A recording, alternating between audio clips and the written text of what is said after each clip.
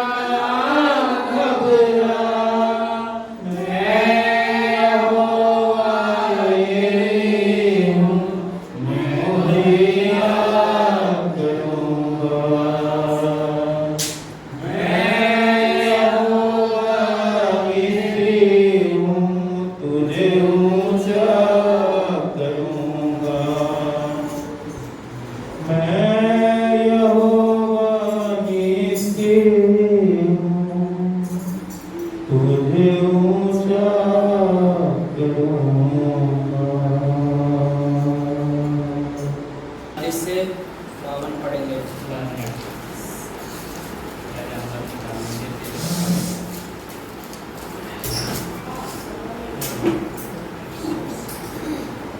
Title है छुटकारे की प्रार्थना। हे यहोवा, तू कब तक लगातार मुंह मोड़े रहेगा? तेरी जंजलाहट कब तक आग के समान भड़की रहेगी?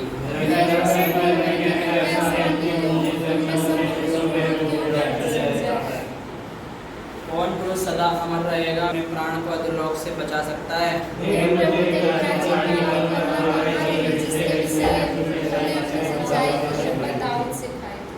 हे प्रभु, अपने दाऊद के नाम डराए की छुट्टी लिए मैं तो सब सामर्थ्य जातियों का बोझ लिए रहता हूँ।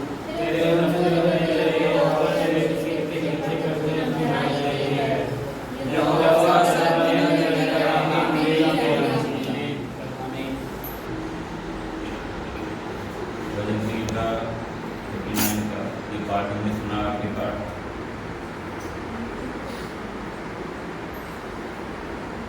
इसमें क्या है? छुटकारे की प्रार्थना। छुटकारे की प्रार्थना हम कब करते हैं?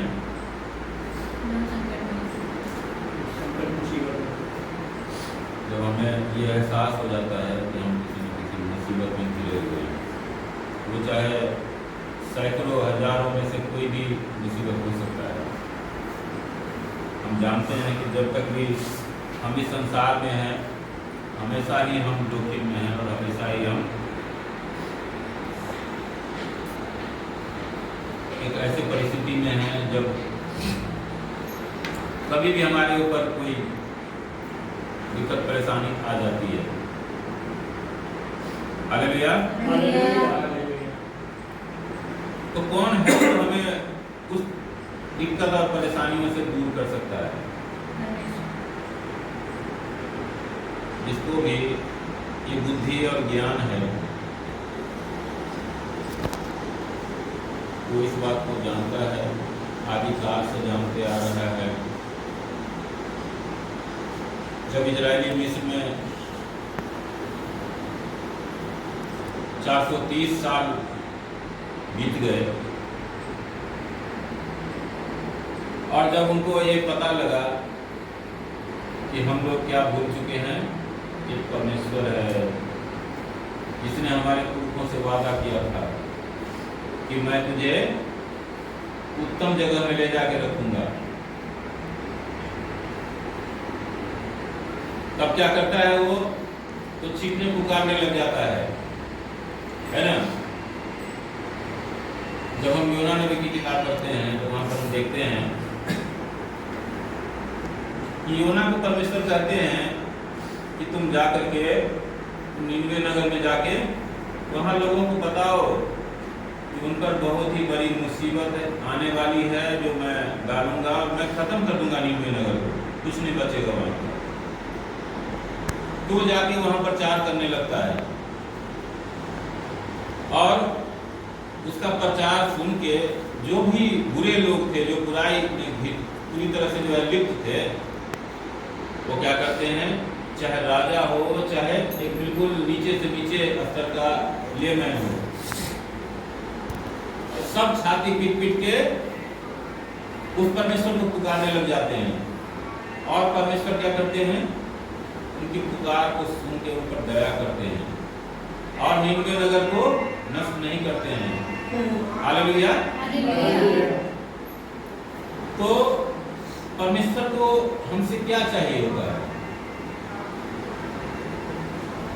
आप ये बात ध्यान रखना,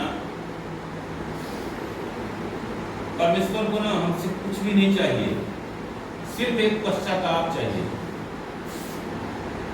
जो कुछ भी हम गलती हमसे होती है ना, अगर उसका पछतावा हम करते हैं तो परमेश्वर उसी से प्रसन्न होते हैं और हमारे जीवन में बदलाव करते हैं। कितने परेशानियों में घिरे हुए थे, इतना शक्तिशाली आदमी, परमेश्वर का चुना हुआ बंदा, और कहां कहां जंगल गुफाओं में अपना प्राण बचाते हुए भागे भागे गए थे नगर नगर। इस टाइम में आप देखो परमेश्वर के नबी एलिया कैसे भागे भागे फिर रहे हैं। हालेलुया। हालेलुया। क्यों भागे भागे फिर रहे हैं? क्योंकि वैसा समय था, वैसा परिस्थिति था कि वहां जो राजा अहाब है, जो इजराइल का राजा है, वो क्या करता है, उसकी जो पत्नी है वो जो है दुष्ट देवी देवताओं के राक्षसों की पुजारी है और वो उन्हीं को प्रमोट करती है, बढ़ावा देती है। और जो परमेश्वर के सच्चे लोग हैं, सच्चे नबी हैं, उनको मरवाती रहती है। इसलिए एलिया भी अपना जान बचा के भागता है। ऐसे बहुत सारे उदाहरण भरे पड़े हैं और आज भी हम देखते हैं कि जीवन में ये सब चलते रहता है। लेकिन परमेश्वर क्या चाहता है, हमसे पछतावा चाहता है, हमसे पश्चाताप चाहता है। दुनिया के लोगों के ऊपर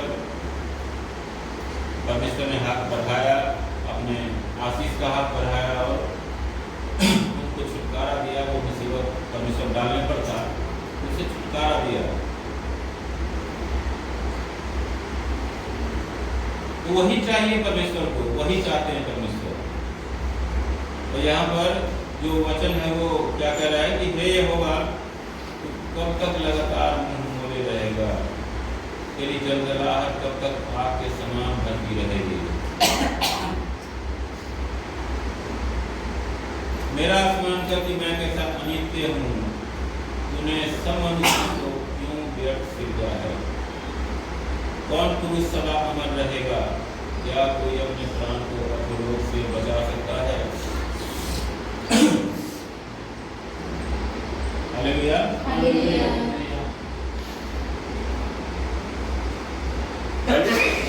मनुष्य का असलियत क्या है, जो मिट्टी से बनाया गया है और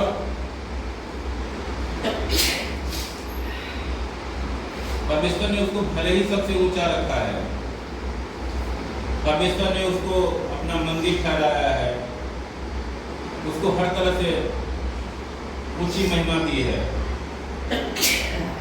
और परमेश्वर क्या कहते हैं कि तुम सब परम प्रधान के पुत्र हो। हालेलुया। लेकिन फिर भी मनुष्य के समान मरोगे और एक दिन मिट्टी में मिल जाओगे। आप जानते हैं कि जिस मूसा को परमेश्वर ने बोला था कि मुझे जो भी बोलना होगा मैं तेरे मुंह से निकालूंगा, अब तू नहीं मुझे समझ कि तेरे जगह मैं हूं। आप सोचो कितनी बड़ी बात है कि परमेश्वर कह रहा है एक मनुष्य को कि मतलब ये आज तक जो है ना कोई और ऐसा उदाहरण नहीं दिखाई देता है। इतने नबियों की किताब इस बाइबल के अंदर है, कोई एक ऐसा और उदाहरण नहीं है कि जिसको परमेश्वर ने ये कहा हो कि तू अपने आप को तू नहीं मैं समझ, मतलब परमेश्वर समझ। लेकिन आप देखो वो मूसा भी क्या होता है, लास्ट में मरता है, उसकी भी मृत्यु होती है, वो भी मिट्टी में मिल जाता है। इसी तरह से जिस राजा दाऊद की हम बार बार जिक्र करते हैं, बात करते हैं, वो राजा दाऊद भी थोड़े दिन मिट्टी में मिला था, मरा था, खत्म हुआ था। उसके भी लास्ट में जो है आप देखो कि बिल्कुल ऐसा हालत हो गया था कि वो ठीक से सुन नहीं पाता था, ठीक से देख नहीं पाता था, आंखें धुंधली हो रही थी। जिस याकूब से परमेश्वर का दूत लड़ा था, जैसा लिखा है वचन में, और याकूब से हार गया था, याकूब से जीत नहीं पा रहा था। आप सोचो कितना बल परमेश्वर ने याकूब को दिया था कि उसे परमेश्वर का दूत नहीं जीत पा रहा है। लेकिन आप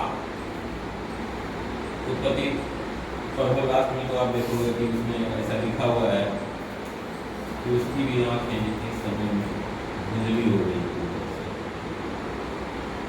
और उसको पहचान नहीं पा रहा था। सब के सब मिट्टी में ही मिले हैं। तो ये चीज हमेशा हमें ध्यान में रखना चाहिए कि आज यदि किसी भी चीज पर हम घमंड करते हैं, किसी भी चीज को लेकर के हम अपने आप को जो है श्रेष्ठ समझते हैं, तो कोई भी चीज जो है ना परमानेंट नहीं है यहाँ पर। इसीलिए हमें किसी भी चीज के ऊपर जो है घमंड नहीं करना है और परमेश्वर के सामने नम्र और दीन हमेशा बने रहना है। मैं आपको एक और रात की बात बताता हूँ। मूसा के विषय में ऐसा लिखा हुआ है, अभी हमने मूसा की बात करी है, लेकिन मूसा के विषय में एक बात और लिखी हुई है कि उस समय पूरे पृथ्वी पर मूसा जैसा नम्र और विनम्र स्वभाव का कोई भी दूसरा नहीं था।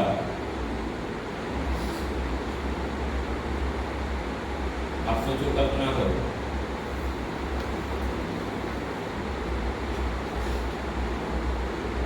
अब आज अगर देख रहे हो आप कि थोड़ा सा किसी को थोड़ा सा शक्ति सामर्थ्य लगता है कि मेरे पास हो गया है, तो क्या होता है, वो अकड़ के बात करता है, अकड़ के चलता है, संसार को कुछ नहीं समझता है।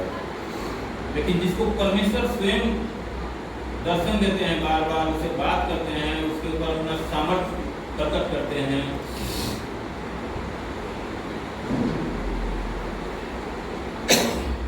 क्योंकि परमेश्वर को ना नम्रता और दीनता पसंद है। जो जितना नम्र और दीन होगा ना, परमेश्वर से वो उतना ज्यादा पाएगा। Hallelujah, hallelujah.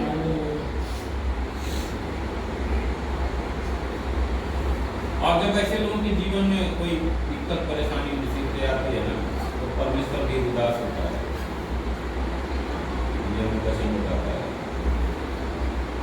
आप देखो क्या लिखा नहीं है क्या, जब गाजर के लिए उसकी बहनें रो रही थी, जब उसके और जो लोग थे वो रो रहे थे, वहाँ वचन लिखा नहीं है क्या, यीशु रोया। सोचो, ऐसा है परमेश्वर का स्वभाव। इसीलिए वो हमसे भी यही चाहता है, वो मनुष्य से भी यही चाहता है कि वो बिल्कुल नम्र और दीन हो, उसका हृदय बिल्कुल मोम की तरह हो। Hallelujah, hallelujah. जब परेशानी आती है तो यहाँ पर क्या होता है, छुटकारे की प्रार्थना के लिए यहाँ इकट्ठे हो जाते हैं परमेश्वर के लोग और उसके सामने रो रो के विलाप करते हैं, पछतावा करते हैं। क्या कर रहा है? याद दिलाते हैं परमेश्वर को कि हे प्रभु, तेरी प्राचीन काल की करुणा कहाँ रही जिसके विषय में तुमने अपनी सच्चाई की सकल दाऊद सिखाई थी। हे प्रभु, अपने दासों की नाम भराई की शुद्धि ले। मैं तो सब सामर्थी जातियों का बोझ लिए रहता हूँ। तेरे उन शत्रुओं से तो मेरे होगा, तेरे अभिषेक के पीछे पड़कर उसकी नाम, तेरे अभिषेक के पीछे पड़कर उसके नाम भराई की है। हालेलुया। हालेलुया। और क्या कर रहा है कि यहोवा सर्वदा धन्य रहेगा। आमीन। यहोवा क्या है? हमेशा धन्य रहेगा, क्योंकि वही पहले भी था, आज भी है, आगे भी रहेगा और सदा सर्वदा रहने वाला केवल वही है। इसीलिए वही वो धन्य है। हालेलुया। हालेलुया। परमेश्वर का धन्यवाद हो इस वचन के लिए, शुभकामना के लिए।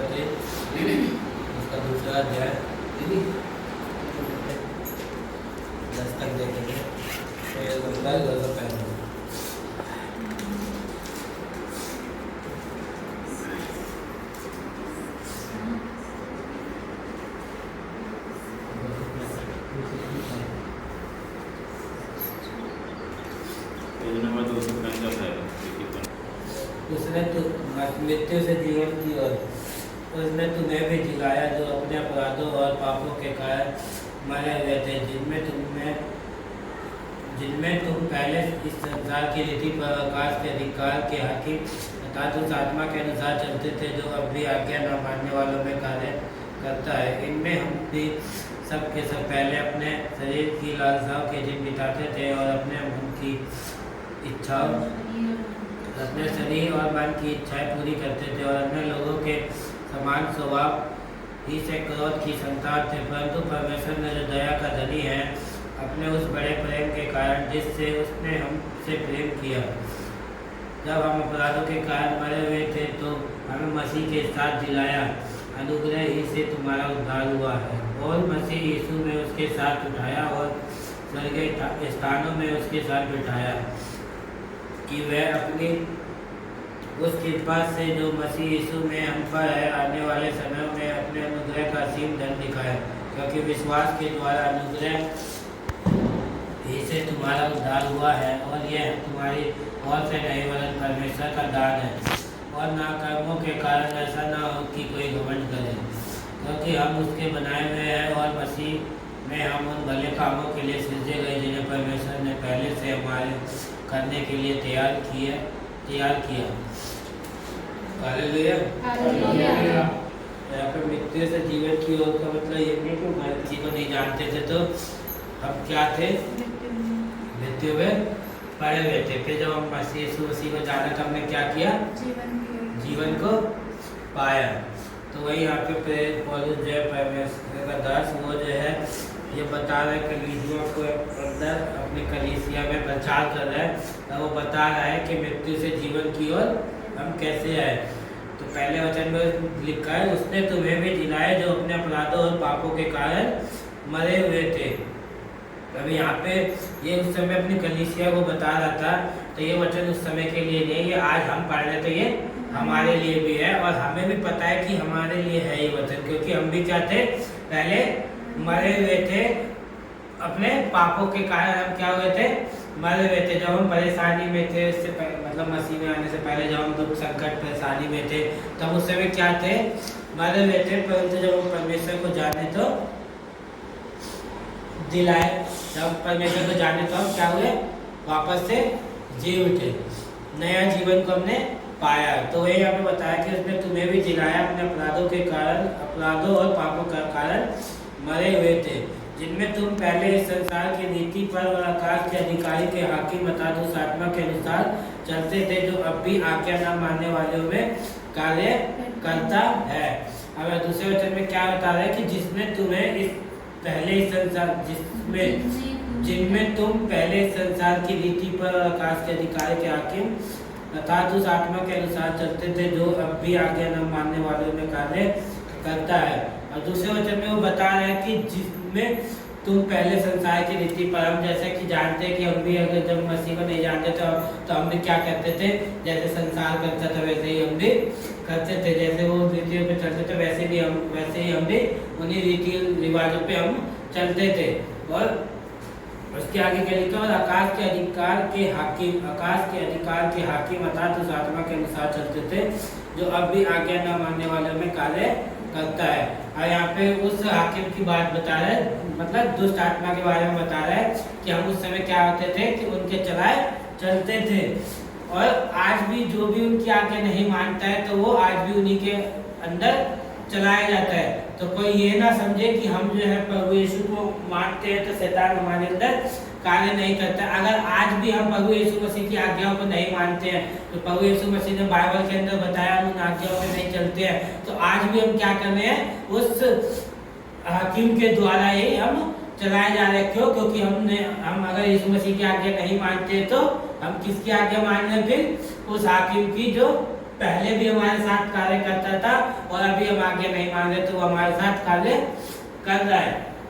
तो इसलिए जो हमें ये जानने की जरूरत है कि हम प्रभु यीशु मसीह की आज्ञाओं पे चल रहे हैं, उनके बताए हुए मार्ग पे चल रहे हैं या नहीं चल रहे हैं, या किसके द्वारा चलाए जा रहे हैं। क्योंकि वचन यहाँ पे साफ बता रहा है जिसमें तुम पहले संसार की रीति पर और आकाश के अधिकारी के हाकिम अर्थात उस आत्मा के अनुसार चलते थे जो अब भी अब भी आज्ञा न मानने वालों में कार्य करता है।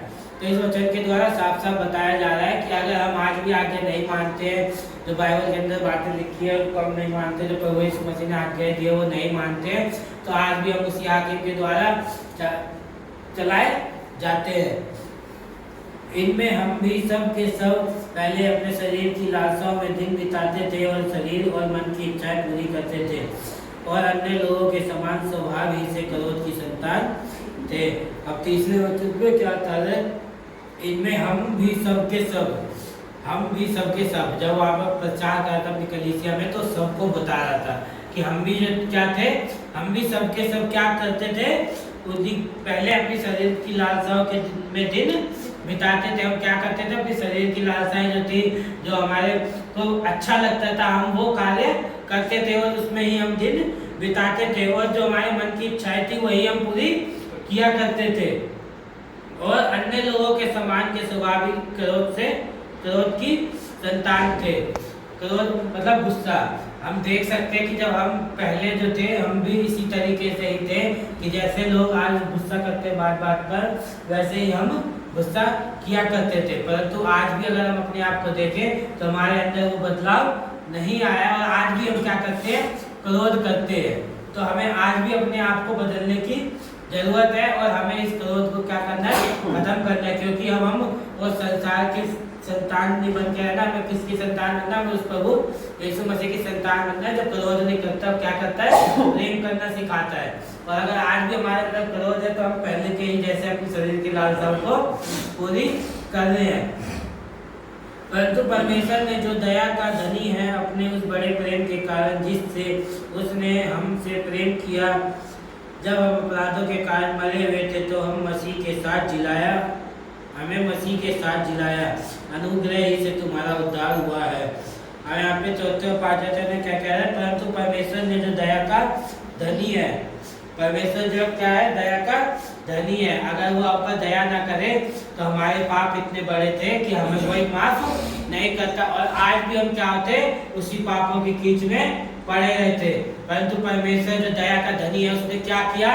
हम पर दया किया और हमें उस पाप से निकाल लाया।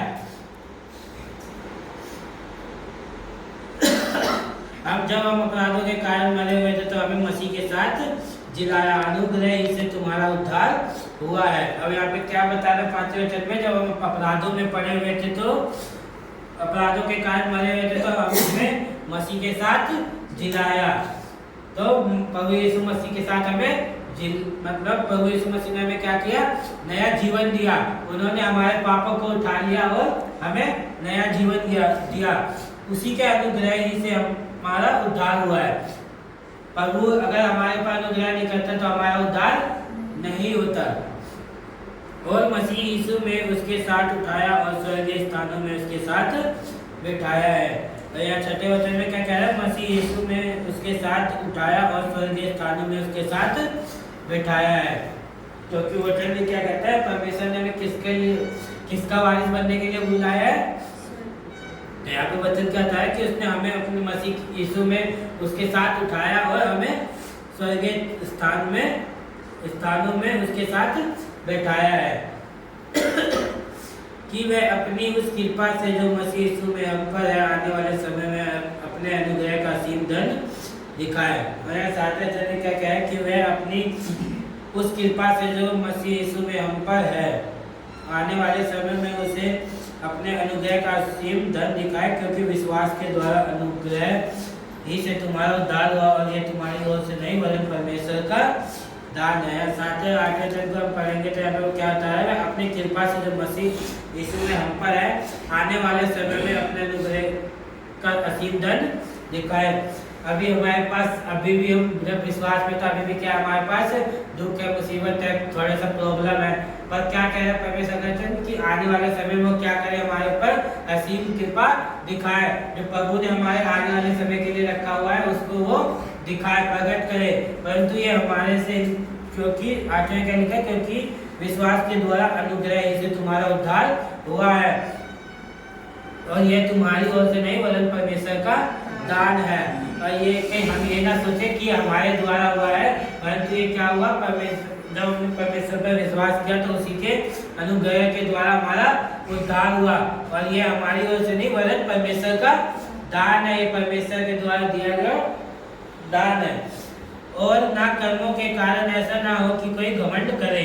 और यहाँ पे साफ साफ बता रहा है कि ना किसी कर्म के कारण कोई उद्धार पाया, कहीं कोई ये सोचे कि मैंने इतने अच्छे अच्छे काम किए तो उसके वजह से उद्धार पाया हूँ, तो ऐसा कुछ भी नहीं है। यहाँ पे साफ साफ बता रहा है। और ना कर्मों के कारण, कोई कर्म के कारण क्या ना किसी को कोई उद्धार नहीं मिला, परमेश्वर के अनुग्रह के द्वारा हमें उद्धार मिला है, क्योंकि हम उसके बनाए हुए हैं और मसीह में हम उन भले कामों के लिए सिरजे गए जिन्हें परमेश्वर ने पहले से हमारे करने के लिए तैयार किया। 10वें वचन में क्या कह रहा है? क्योंकि हम उसके बनाए हुए हैं। हम किसके बनाए हुए हैं? परमेश्वर के द्वारा हम सिरजे गए हैं, उसी के द्वारा हम बनाए हुए हैं और मसीह यीशु में उन भले कामों के लिए सिरजे गए हैं। हम किसके कामों के लिए सिरजे गए हैं?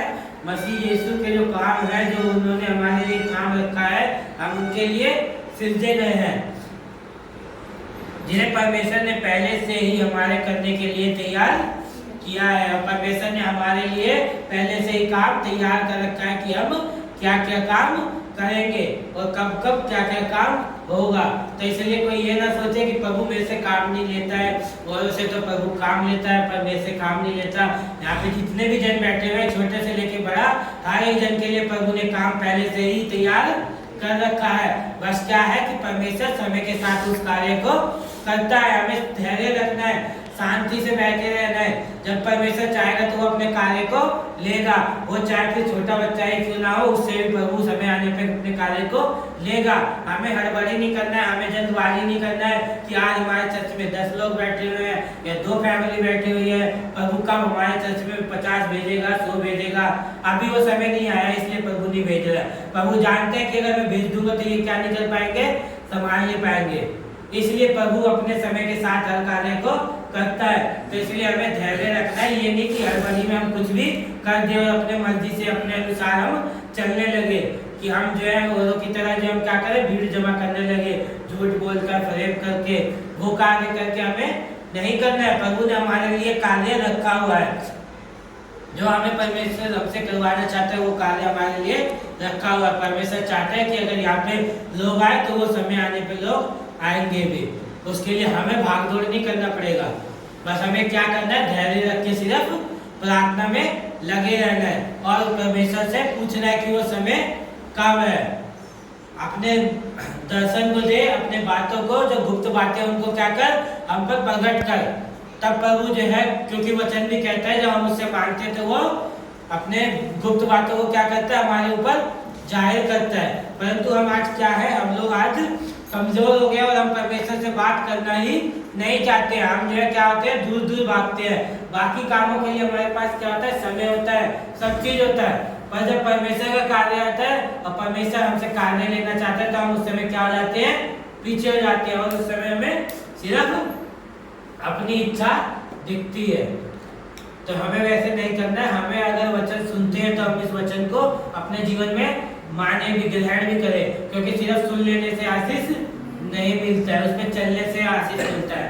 तो हमें वचन को अपने जीवन में ग्रहण करना है, हमें उस पर चलना है, ताकि परमेश्वर ने जो हमारे लिए आशीष रखी हुई है उसको हम पा सके। क्योंकि जब तक हम कुछ करेंगे नहीं तो प्रभु आशीष क्यों देगा बेकार में है, उसका व्यर्थ में क्यों वो देगा। जिस हमसे ज्यादा जो कर रहा होगा उसको देगा, वो उस लायक है। हम आज नहीं कर रहे तो शायद हम उसके लायक नहीं है, इसीलिए हमें वो आशीष नहीं दे रहे। जो कर रहा है उसको मिल रहा है वो आशीष। तो इसलिए हमें जो है धैर्य रख के परमेश्वर से प्रार्थना करना है और उससे हमें मांगना है कि प्रभु की जो इच्छा है वो हम पर जाहिर हो और जो प्रभु ने हमारे लिए कार्य रखा उनको हमें करने में सहायता मदद करे। तो इस वचन के द्वारा प्रभु सबको आशीष दे। सबको जय मसीह।